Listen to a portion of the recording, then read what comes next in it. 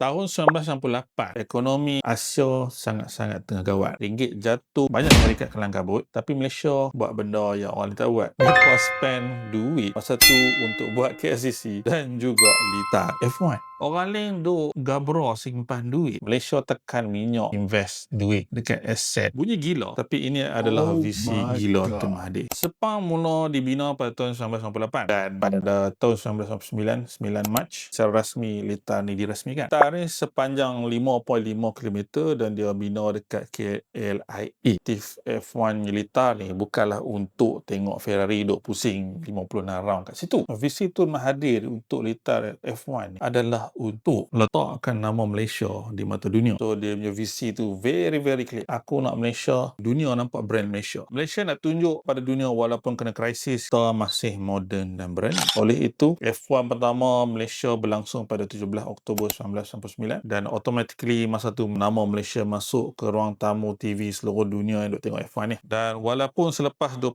tahun selepas tu F1 tak lagi berlangsung di Sepang sejak daripada tahun 2017. Ramai orang expect litar Sepang ni akan jadi gajah putih. Tapi sebaliknya berlaku. Sepang International Circuit ni masih lagi mencatatkan keuntungan sejak daripada tu melalui MotoGP, sewaan tracks dan juga lain-lain acara antarabangsa. So maknanya F1 mungkin satu penganjuran yang glamour, tapi benda tu bukanlah satu-satunya medium untuk litar Sepang ni buat duit.